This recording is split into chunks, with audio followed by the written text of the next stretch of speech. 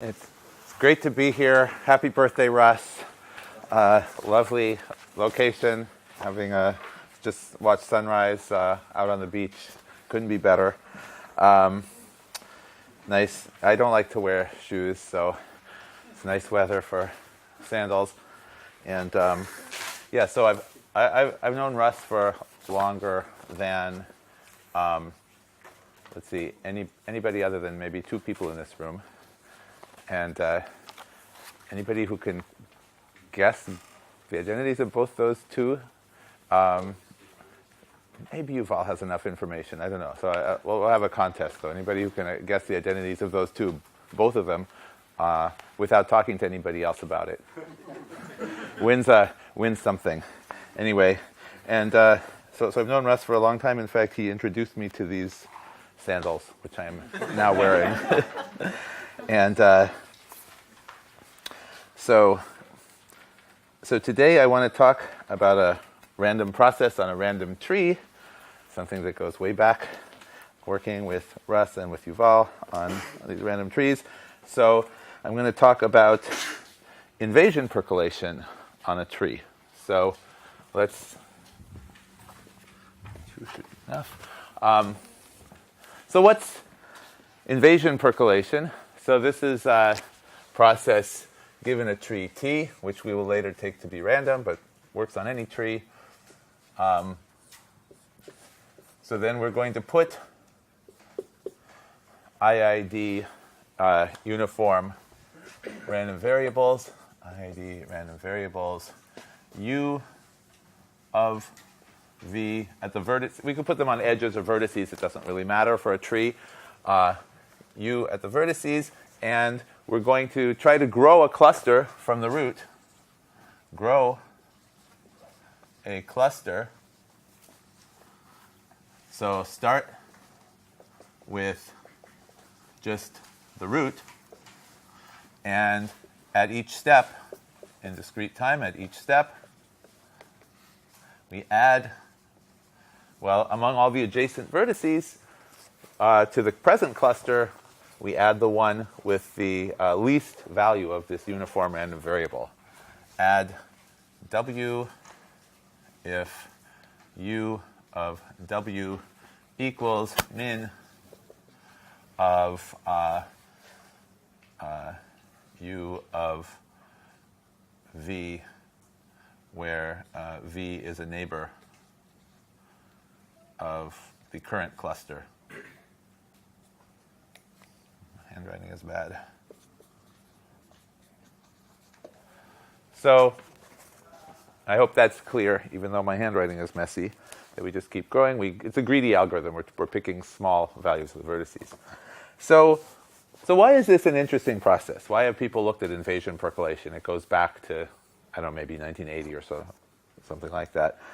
So one interesting thing about it, let's say this tree has growth rate m. So if a Galton-Watson tree grows at a known rate and it has its growth is regular, it has geometric properties associated with that. But for any tree, if we have the branching number of the tree is equal to m, then what does that say? That says if we so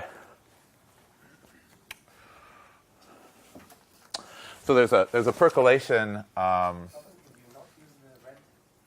Oh yeah, it's still hard to see, even a lecture later. Okay, I won't use the red. Maybe the blue is okay? Have you tried it? I have not tried the blue. I'm about to try it. Okay. So let's try branching number of tree. And how's that working out? That all right? Okay. So if a branching number of tree of n, then the critical percolation parameter is 1 over m. So if we flip coins to decide whether to keep vertices or not, and we keep vertices with probability 1 over m or less, then this tree breaks into finite components.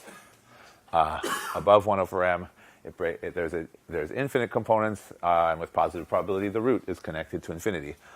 So are you still on Galton-Watson or just a tree? So now I'm talking about a tree with branching number m. So m's not an integer, even though it looks like Right. Okay, fine. Yeah.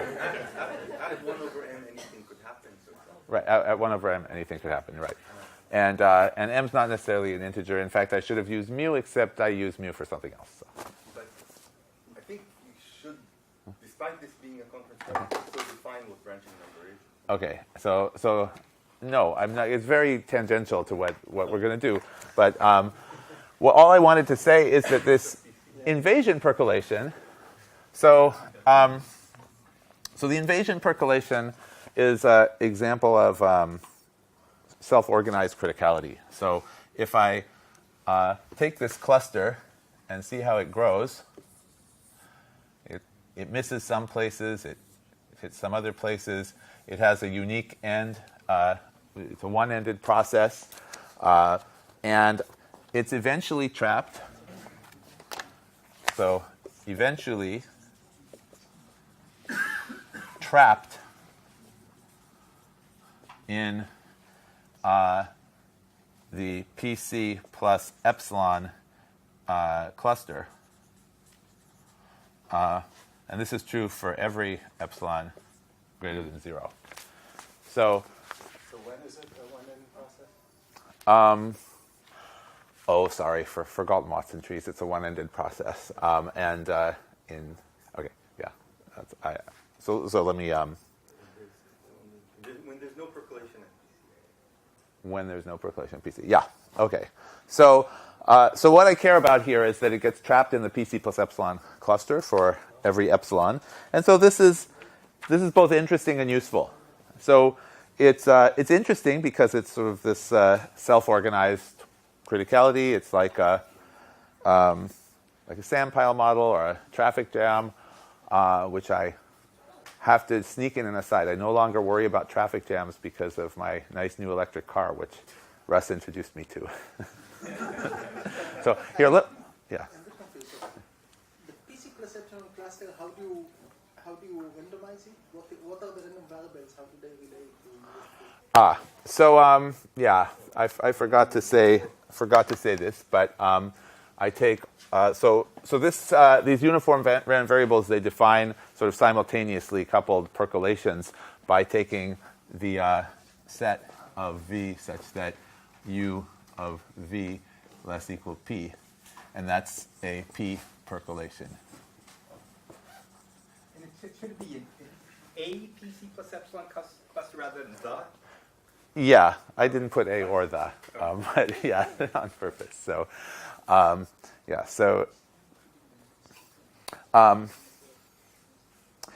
okay. So another interesting thing about invasion percolation on a tree might be that you could use it to sample from the infinite paths on the tree, the so-called boundary of the tree, right? You could use invasion percolation, and it gives you a sample. Now, often in situations you want to sample somehow uniformly from, say, the nth generation of the tree. And there is so for Galton-Watson trees, there's a limit uniform measure. So the limit of sampling uniformly from the nth generation. So nice, well-defined thing.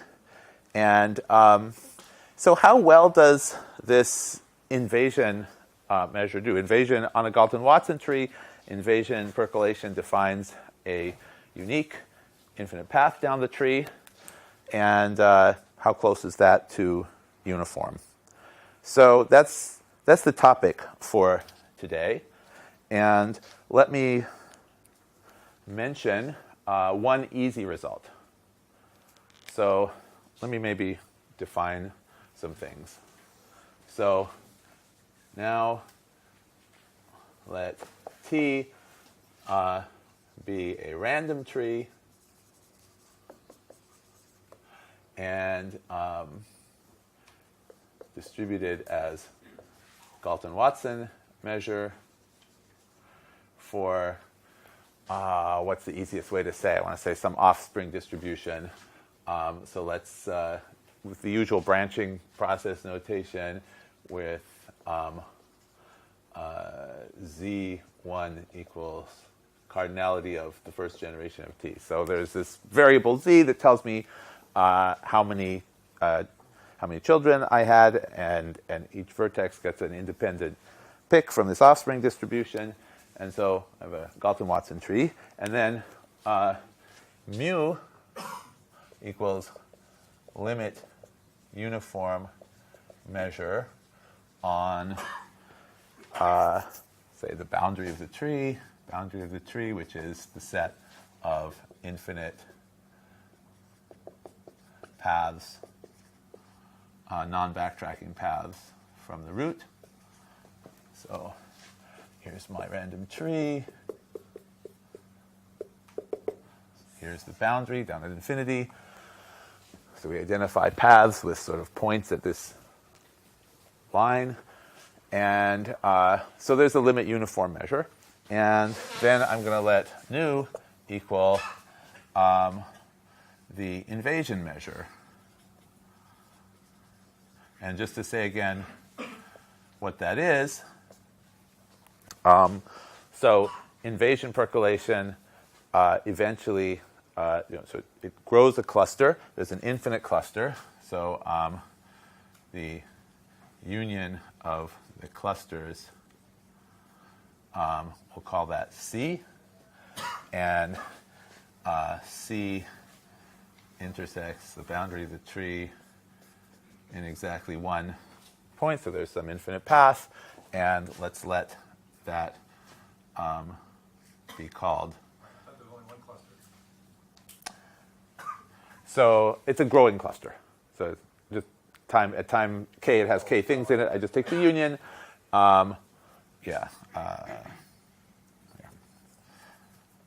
So C is the infinite cluster. C intersects the boundary of the tree in one point, which we'll call the path along the tree will be called, some people call it the backbone, and I will denote it gamma 1, gamma 2, gamma 3, gamma 4, dot, dot, dot. So gamma is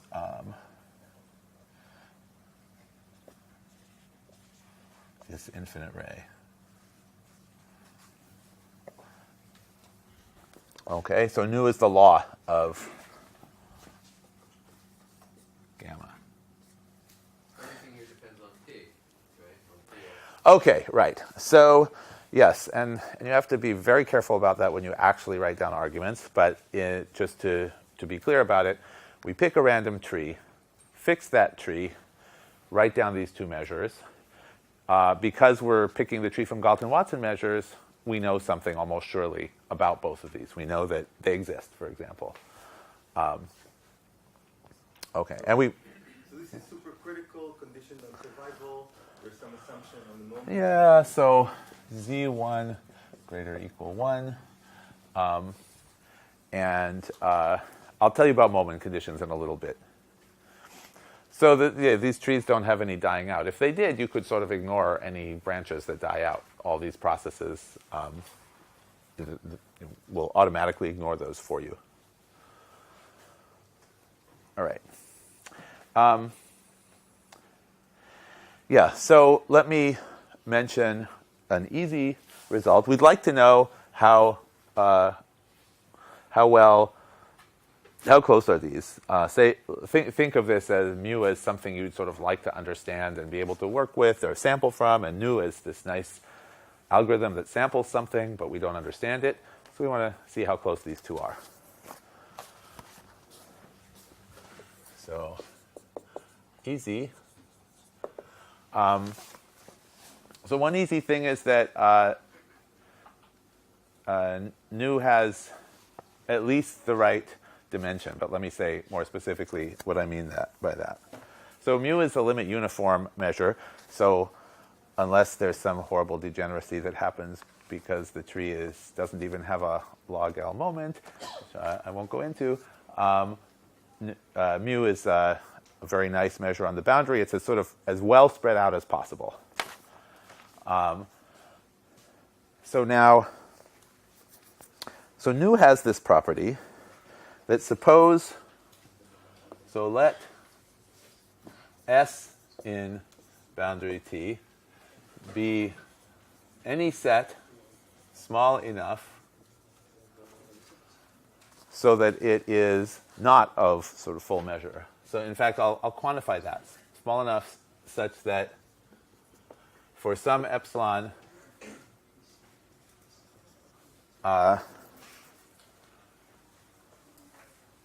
greater than 0, PC plus epsilon percolation kills S.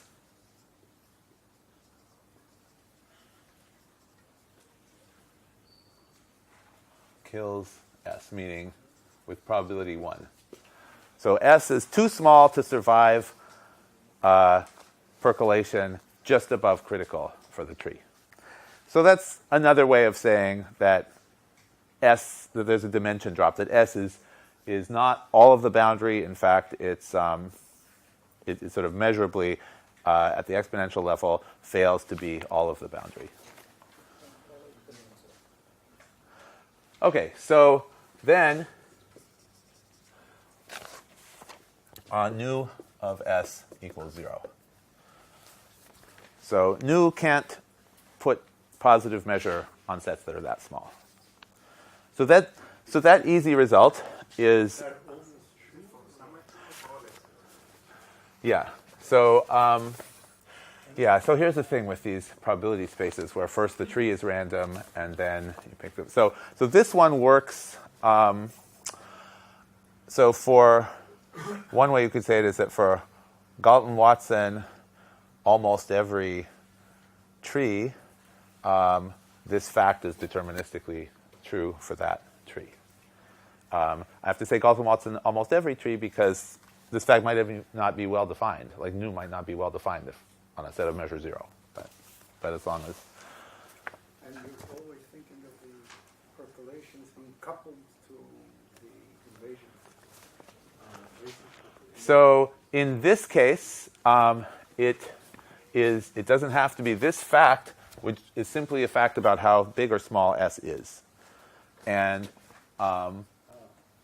this is about this is the measure of the invasion percolation, but this is really at the level of measures. This is not saying that. Yes. So proof, couple them, and then okay, and then you see that this works, right? So. But the assumption is just the dimension of S. Right. Hausdorff dimension of S. There's a gap. It's not everything, and then. And this is the easiest way for me to actually state that because I didn't want to go through defining Hausdorff dimension, and then you get that has invasion measure 0. Okay. Also, is it that mu is set to 0? Yeah, I think so. Let me not stop to fully understand if that's correct, but yeah, I think it's automatic. I mean, mu is the best spread out possible, so there's no way mu could concentrate on a small set. Okay, so this is kind of a weak result about nu being close to mu. So the strongest result that we were hoping to get would be that, so question, is nu absolutely continuous to mu? And so I consider this to be a Russ-like question because I was trying to remember the details of the problem. Maybe it's the resistance of a Galton-Watson tree or something like that. But Russ had some conjectures on absolute continuity there, and I saw many numerical simulations of his that suggested that in fact this law was Lebesgue absolutely continuous. But I don't remember ever knowing the answer to that, so I'll have to ask you later. It was proved in some special cases. Proved in some special cases. Okay, good. Anyway, so this question of absolute continuity is interesting. And the main result today, main theorem, is that under some too strong hypotheses on Z1, in fact, we do have absolute continuity. So when I say the two strong hypotheses, one reason I said it like that is this is work in progress with 2 graduate students, and I'm expecting actually we should be able to remove these 2 strong hypotheses. But right now, just so you know, yeah. Is there a chance that they're actually just the same measure? No, they're definitely different measures. So it's easy to show that, to write down a beginning of a Galton-Watson tree and see that mu and nu give different weights to the two subtrees at the root. So they're not the same measure. And about these two... You believe it might be without any assumptions on that? Okay, so I believe that we should be able to get it under something like just Z1 has 2 plus epsilon moments or something like that. Roughly that's where, probably true even much more generally than that, but in terms of what I expect that by the time we've gotten through this in a few months we'll have a proof, I think probably roughly that. But right now we assume 7 plus epsilon moments and that Z1 is always at least 2. So Do you have any Z for which it's not true? Or no. and it's not the tailor you like? Well, okay. So if expectation log Z1, let's see, if expectation of Z1 log Z1 doesn't exist outside of the Kesten's-Stigam realm, then some very old conversations with Yuval about this make me think that there's a reason to question what we understand about mu. Nu might be reasonably well behaved, but mu is not. So, any updates what we know about mu in that case? Too old. Yeah. Icon could have dimension 0, right? Dimension 0. So big dimension drop in mu. So okay. So certainly there's going to be a limit there. But it still exists. Yeah. Okay. Still not here. Right. Okay. So, yeah, so what, and the usual question. Exactly what time am I supposed to stop? 11:25. Okay. Yes. Okay. So what I want to do, in any case, I'm not worrying about the technical details. We're very far from getting there in this talk. I want to show you why this is true and how you prove it in some very large-scale sense.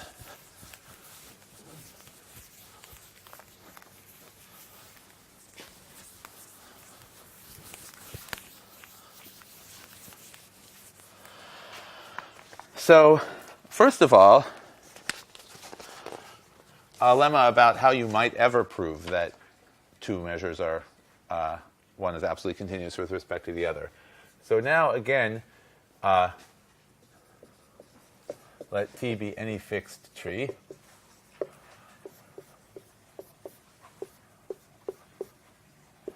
And let's take two measures on mu and nu. So any measures on boundary of T. And so here's a lemma. Let chi of V equal, so chi of V is going to be the KL distance between the splits, the way mu and nu split at V. And so let me do this like, so here's V, here are its children, and I'm going to say, let's see, so let Pi, so let's call these W1 to WK.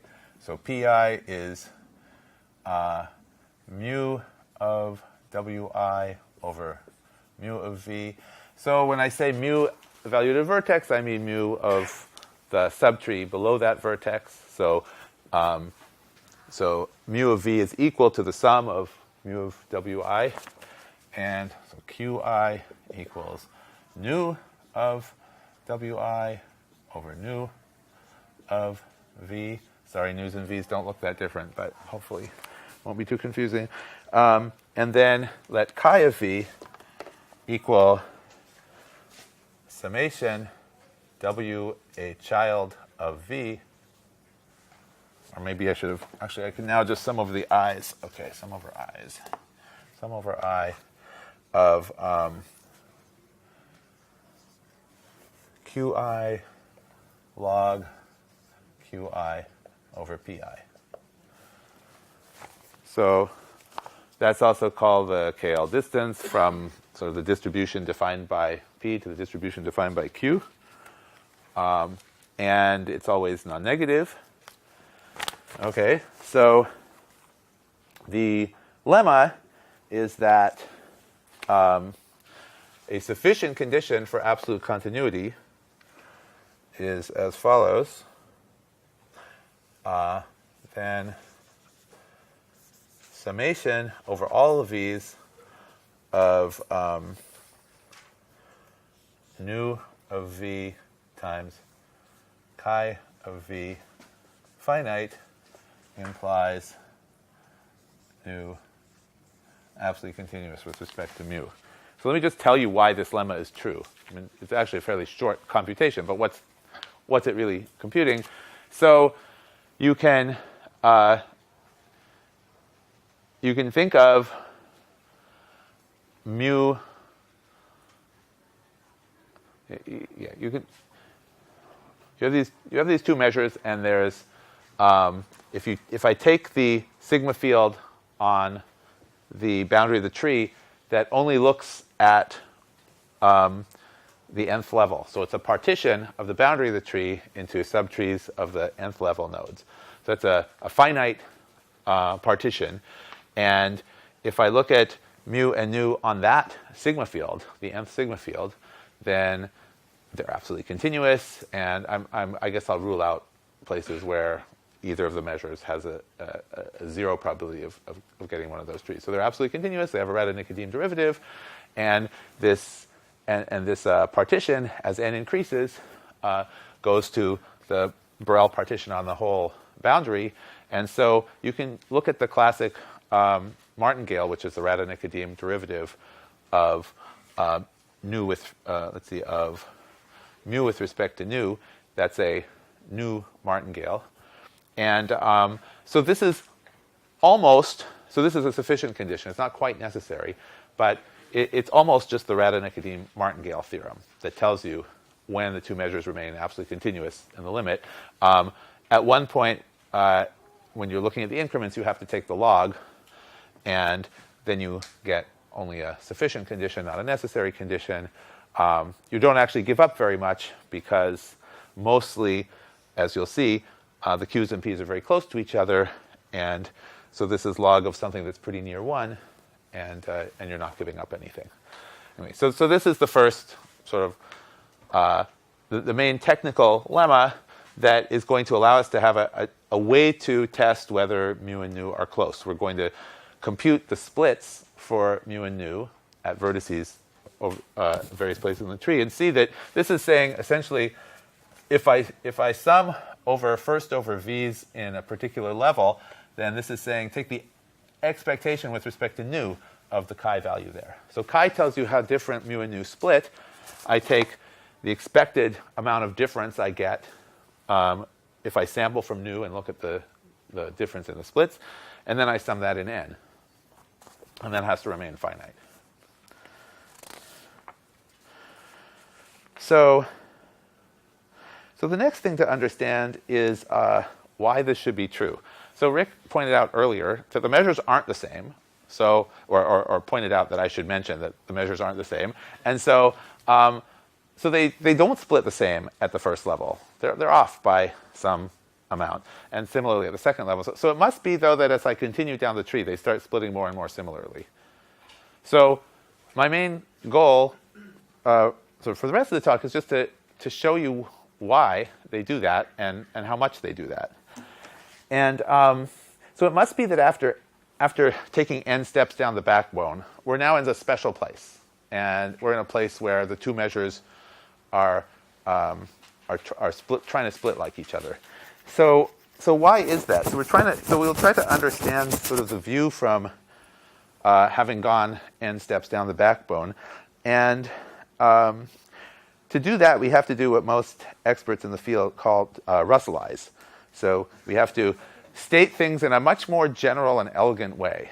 And then this should become very clear. Okay, so let me do that. I'm going to state a theorem and then I'll state all the notation. But you can sort of see maybe if you can connect the dots as I state the theorem. So let's let maybe I should state a couple of things. So let beta of any vertex equal. So beta is called the pivot value at that vertex. It's if I'm in the subtree from that vertex, what's the best I can do with respect to first passes percolation? So what's the largest u value I'm going to have to accept? Starting there, if that were my root, I start there and I try to go down to infinity. What's the largest u value? So beta is the pivot value in the subtree T below V. So beta naught is just beta for the whole tree. So beta naught is actually the inf of P such that T survives P percolation and this is with respect to those uniform random variables that couple all the percolation. You mean the path from the root? Yeah. So 0 is connected to the boundary of the tree in P percolation. So those are these pivot values, and then let Px equal. So what I mean is in the particular, so it's a random variable. And in the particular instance where I've taken all the uniforms and then I run my percolation, and let's just assume V is the root, because otherwise I just do it in that subtree.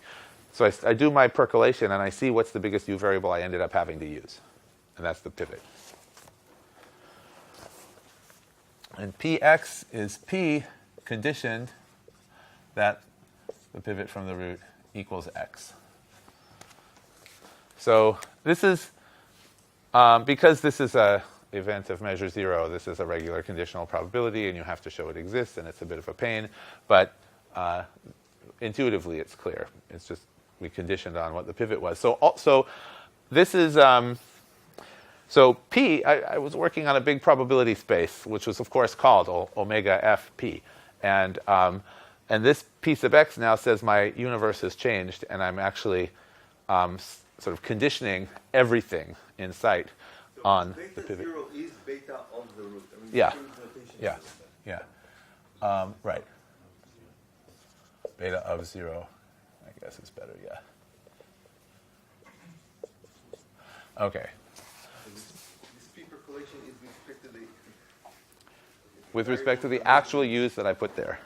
And you can think of this, the probability space I'm working on is actually some, well, I'll say that in a minute, some canonical probability space. But 0 is not necessarily PC, just because in the beginning you could have issues that right. you need to use. It's certainly greater than PC. It's the biggest one you have to use. And if you look at the U's that you use, the lim sup of those is PC. And there's always ones that are bigger than PC. So, are you? Okay. So, right. So, the theorem is that theorem, Markov property, Px, that the nth shift of omega is in A, given the nth sigma field equals P pivot of the nth backbone guy of A. So this is designed so that at first glance it looks like we've introduced lots of stupid extra notation, but let me just say what it really means. So there's some sigma field here, and the sigma field, let's see, so this is the nth shift down the backbone. So see, in a short talk like this, I can't define everything with real notation, but let me just say that the nth shift down the backbone says if this, for example, is the second place in the backbone, then it says replace all my data, my branching amount, how many children everybody has and what their uniform random variables are.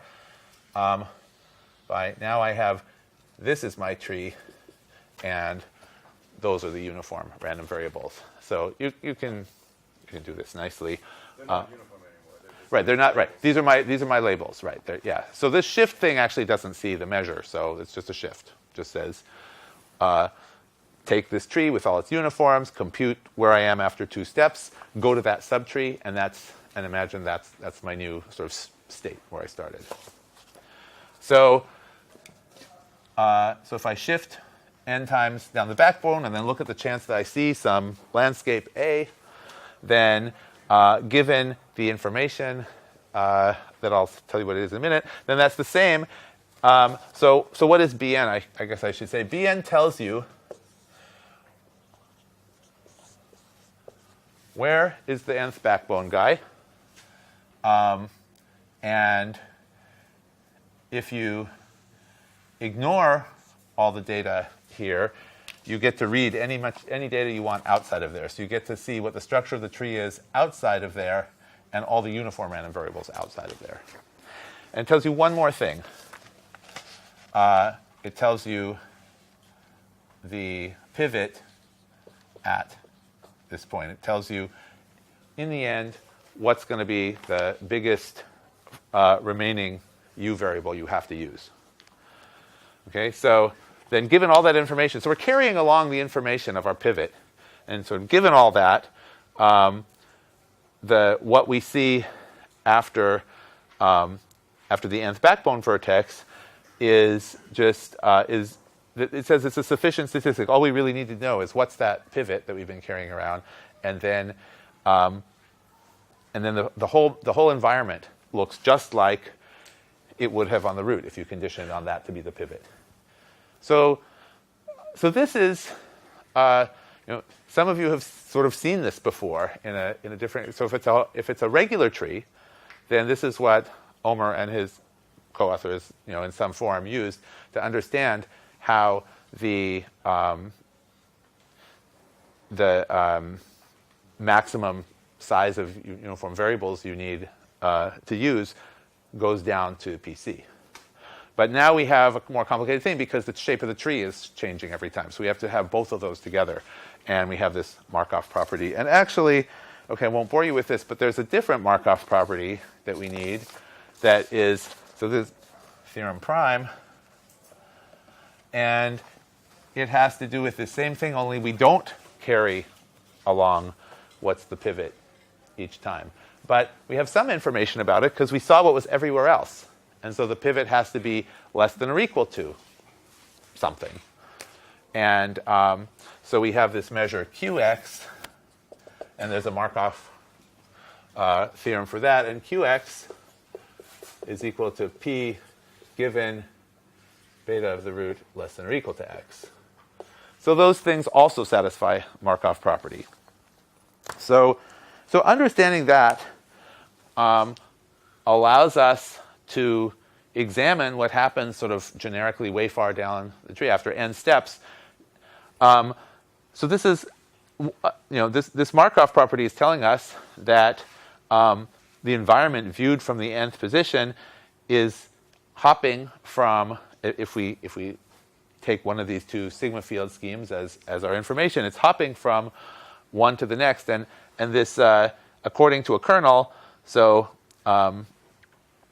it's going to be p sub something, depending if we use that information, or q sub something, and the something is going down to pc. So once we're many steps down the backbone, then the environment looks like q sub pc plus epsilon.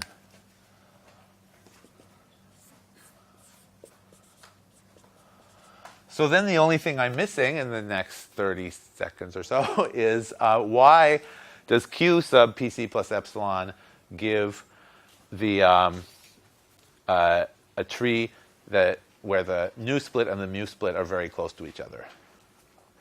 So why is that? Pardon? Oh, good. Okay, 5 minutes and 30 seconds. Maybe I can actually do it. So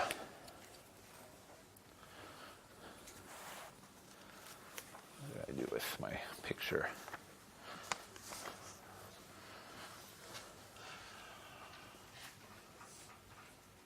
So let's draw a tree that was drawn from Q sub PC plus epsilon. And so Q doesn't involve any conditioning on an event of measure 0. It's just conditioning on an event of small positive measure. We condition that it survives PC plus epsilon percolation. So that does something to the shape of the tree and something to the U variables. What it does to the shape of the tree is approximately size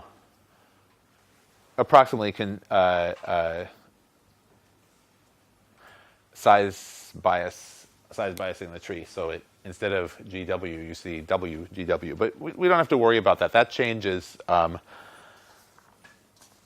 doesn't change much. But the subtrees. So we know that at least one of them survives PC plus epsilon percolation. And so when epsilon is very small, conditioning that one of these subtrees survives PC plus epsilon percolation, most likely only one of them survives. And so the invasion ray is going to go down into whichever tree survived. So nu, so let me say maybe Qi. So this is W1, WK. So Qi is going to be roughly proportional to the probability that that tree that we see below survives a PC plus epsilon. So probability T of Wi survives PC plus epsilon percolation. So I'm not quite sure what you're doing. How far down are you here? How big is, what generation are you in? So right now, this is the root, and these are the first generation children. Oh. So I'm transporting to the root because I can, because of the this Markov property. So so I'm looking at this measure Q sub PC plus epsilon, but I might as well sort of take it at the root. I look at the split there, one generation down, and I see that the split is approximately like the survival probabilities. I mean, I see the tree, right? And so there are these k different subtrees, and each of them has a different survival probability for any epsilon of surviving PC plus epsilon percolation. And nu will be roughly proportional to those, up to some second order term. What if two of them survived or something like that?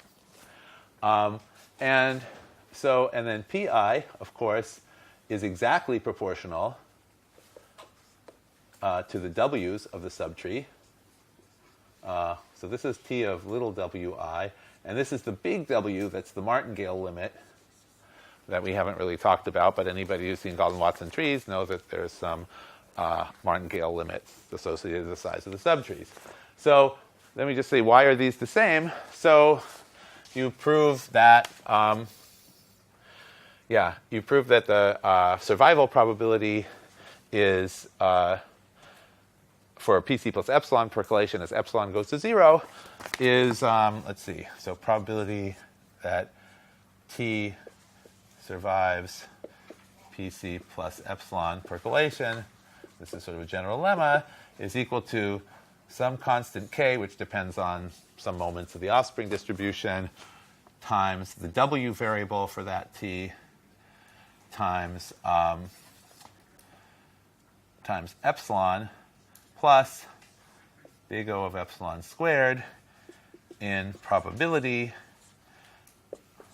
where the improbability refers to the fact that T was chosen from Galton-Watson distribution. And since T is actually chosen from a conditioning thing on a small event, you need to actually say more precisely what that probability is. So when you multiply by this roughly 1 over epsilon, it's still not too big a probability. But anyway, so the survival probability, just supercritical survival probability, is proportional to how just supercritical and your limiting growth rate of the tree and some constant And that's good enough. So that proves that for these measures Q, PC plus epsilon, that the splits of the two look roughly the same. And then there's a little bit of work to quantitatively see that, in fact, this thing is summable.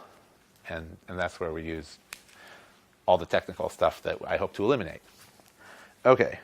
So, yes, in closing, I just wanted to take 1 second to tell, I should have told this at the beginning because it's one of those apocryphal stories, except it's actually true, but that it reminded me, so when Yuval was making his first opening remarks at 9:30 and said something about having encountered some work, and then it turned out that Russell had proved it much more elegantly a couple years before. A very similar thing happened to me. I was talking to Russell and Yuval about some interesting math. I think we were in a hotel. I can't remember what city, but and then we finally all sort of together figured it out. And then so Russell and Yuval and I were very happy about this. And then it turned out that in fact it had been proved a couple years ago, in fact more elegantly and generally by Russell. So so on that note, thanks for listening.